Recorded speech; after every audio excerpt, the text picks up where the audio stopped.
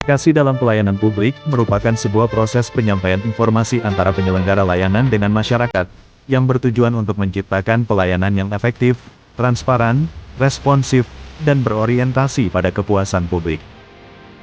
Tujuannya adalah memberikan informasi layanan secara jelas dan mudah dipahami masyarakat, membangun kepercayaan publik terhadap instansi penyelenggara layanan, meningkatkan kepuasan masyarakat melalui interaksi yang terbuka dan ramah, menangani keluhan dan masukan secara cepat dan solutif.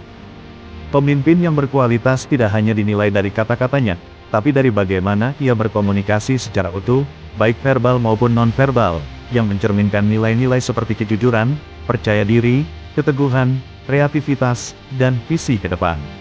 Komunikasi seorang pemimpin bukan sekadar kepandaian berbicara, tetapi mencerminkan karakter dan nilai yang dianut.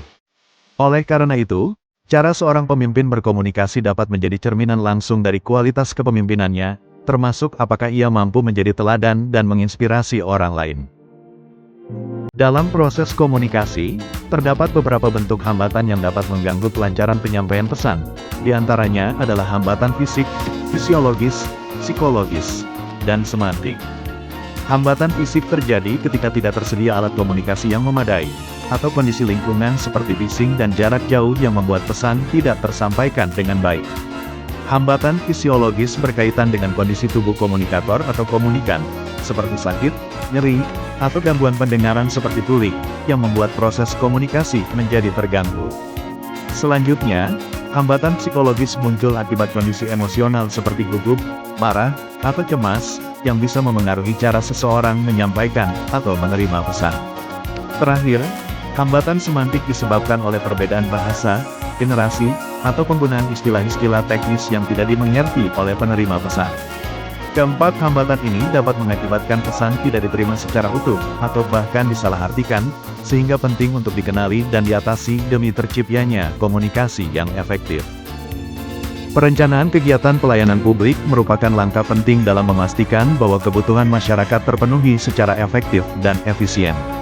Proses ini melibatkan berbagai tahapan, dimulai dari identifikasi masalah dan kebutuhan masyarakat, penentuan prioritas, hingga pengalokasian sumber daya yang tepat. Dalam perencanaan, penting untuk melibatkan berbagai pemangku kepentingan, termasuk masyarakat, pemerintah, dan pihak swasta, agar solusi yang dihasilkan lebih komprehensif dan berkelanjutan. Selain itu, penggunaan teknologi dan data yang tepat dapat membantu dalam memantau dan mengevaluasi pelaksanaan kegiatan pelayanan publik, sehingga dapat dilakukan penyesuaian yang diperlukan untuk meningkatkan kualitas layanan. Keseluruhan proses ini harus transparan dan akuntabel agar dapat membangun kepercayaan dan partisipasi aktif dari masyarakat. Dengan perencanaan yang matang, diharapkan pelayanan publik dapat lebih responsif dan sesuai dengan aspirasi serta kebutuhan masyarakat. Penyusunan rencana kerja anggaran pelayanan publik. Penyusunan rencana kerja anggaran pelayanan publik adalah proses sistematis yang dilakukan oleh kementerian, lembaga, daerah untuk merancang program dan kegiatan pelayanan publik beserta kebutuhan anggarannya dalam 1 tahun anggaran, yang mengacu pada dokumen perencanaan jangka menengah dan tahunan. Penyusunan RKA pelayanan publik sangat penting karena berfungsi sebagai pedoman dalam pengalokasian sumber daya, memastikan bahwa setiap kegiatan pelayanan publik memiliki dasar perencanaan dan anggaran yang jelas, serta menjamin akuntabilitas dan efektivitas pelaksanaan program. Proses ini dilakukan melalui analisis kebutuhan, penetapan prioritas program, perhitungan kebutuhan biaya, hingga sinkronisasi dengan kebijakan fiskal dan rencana pembangunan daerah atau nasional. 4. Pelayanan publik digital. Pelayanan publik digital merupakan bentuk transformasi layanan pemerintah kepada masyarakat yang memanfaatkan teknologi informasi dan komunikasi untuk memberikan layanan yang lebih cepat, transparan, efisien, dan mudah diakses kapan saja dan di mana saja. Dalam pelayanan publik digital, berbagai proses birokrasi yang sebelumnya dilakukan secara manual dialihkan ke platform digital seperti aplikasi, website, atau sistem terpadu. Contohnya termasuk layanan perizinan online, administrasi kependudukan berbasis daring, pembayaran pajak elektronik, dan pengaduan masyarakat melalui aplikasi. Penerapan pelayanan publik digital memberikan banyak manfaat, seperti mengurangi praktik korupsi melalui transparansi, mempercepat waktu layanan, memudahkan masyarakat dalam mengakses informasi dan layanan, serta meningkatkan efisiensi penggunaan anggaran negara. Konsep dasar perencanaan pelayanan publik berdasarkan Undang-Undang Nomor 25 Tahun 2009 tentang Pelayanan Publik, yang menjadi pedoman dalam penyelenggaraan pelayanan oleh pemerintah daerah. Pelayanan publik mencakup 3 jenis kegiatan utama, yaitu pelayanan barang, pelayanan jasa, dan pelayanan administrasi. Tantangan implementasi pelayanan publik digital yaitu kepemimpinan, kebijakan, infrastruktur telekomunikasi, tingkat konektivitas dan penggunaan informasi teknologi oleh pemerintah, kesiapan sumber daya di pemerintah, ketersediaan dana dan anggaran, perangkat hukum, dan perubahan paradigma.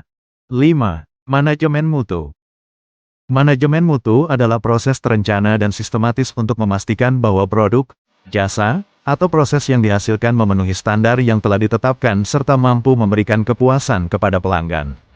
Konsep ini tidak hanya berfokus pada pemeriksaan hasil akhir, tetapi juga mengelola kualitas sejak tahap perencanaan, pelaksanaan, hingga evaluasi. Melalui langkah-langkah seperti perencanaan mutu, pengendalian mutu, penjaminan mutu, dan peningkatan mutu berkelanjutan, organisasi dapat meminimalkan kesalahan, mengurangi pemborosan, serta meningkatkan efisiensi dan efektivitas kinerja. Ada 7 prinsip manajemen mutu dalam ISO 9001-2015 antara lain. Customer focus, fokus pada pelanggan dan berusaha melampaui harapan pelanggan. Leadership, pemimpin dari semua tingkatan menyatukan tujuan dan menciptakan kondisi agar semua orang terlibat dalam mencapai sasaran organisasi. Engagement of people, memastikan orang-orang di semua tingkatan memiliki kompetensi, mampu diberdayakan, dan terlibat aktif.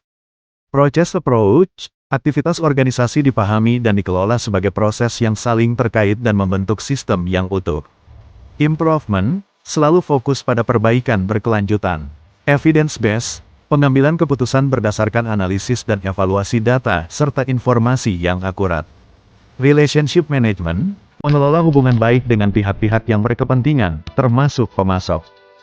Sistem pengendalian intern pemerintah, SPIP, adalah suatu proses yang dirancang dan dilaksanakan secara menyeluruh di lingkungan instansi pemerintah untuk memberikan keyakinan yang memadai atas tercapainya tujuan organisasi melalui kegiatan yang efektif, efisien, andal, taat pada peraturan, serta menjaga aset negara.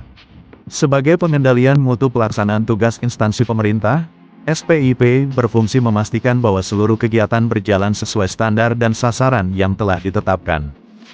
Cara-cara menganalisa manajemen mutu. 1. Menentukan standar atau acuan. 2. Mengumpulkan data dan informasi. 3. Menganalisis kesesuaian, conformity. 4. Mengidentifikasi masalah. 5. Menilai efektivitas proses. 6. Mengevaluasi perbaikan yang berkelanjutan. 7. Menyusun laporan analisis. 6. Manajemen pengawasan. Manajemen merupakan suatu proses perencanaan, pengorganisasian, pengarahan, dan pengendalian sumber daya secara efektif dan efisien untuk mencapai tujuan organisasi. Sedangkan, pengawasan atau supervisi merupakan fungsi manajemen yang memastikan seluruh kegiatan berjalan sesuai rencana, standar, dan kebijakan yang telah ditetapkan. Konsep manajemen pengawasan dalam penyelenggaraan pemerintahan, yang merupakan proses memastikan pelaksanaan kegiatan sesuai standar dan tujuan yang telah ditetapkan.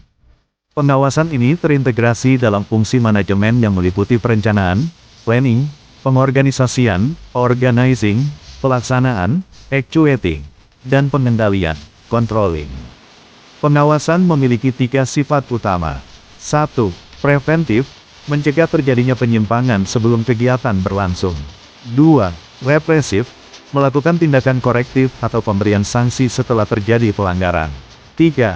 Detektif, mendeteksi masalah atau penyimpangan secara langsung, bahkan secara tersembunyi, sebelum menimbulkan kerugian besar.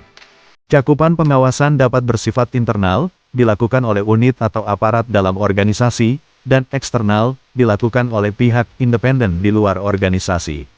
Metode pengawasan dapat berupa melekat, pengawasan langsung oleh atasan terhadap bawahan, atau fungsional, pengawasan oleh unit atau lembaga khusus yang memiliki fungsi pengawasan. Proses pengawasan yang digambarkan dimulai dari penetapan standar, dilanjutkan dengan pengukuran kinerja, kemudian dibandingkan apakah hasilnya sesuai standar. Jika tidak sesuai, dilakukan perbaikan penyimpangan, jika sesuai, maka tidak diperlukan tindakan lanjutan.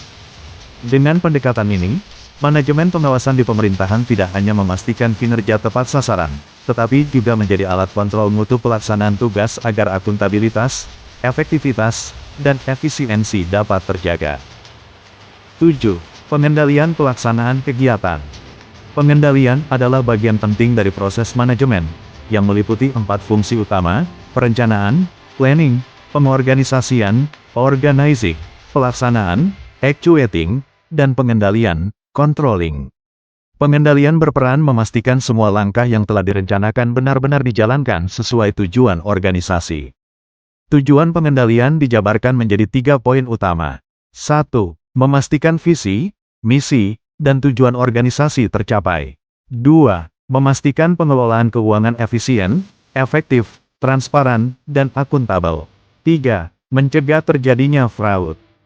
Bibir merah anak perawan, sedang mengunyah daun sirih. Salah dan silap mohon maafkan. Cukup sekian, terima kasih.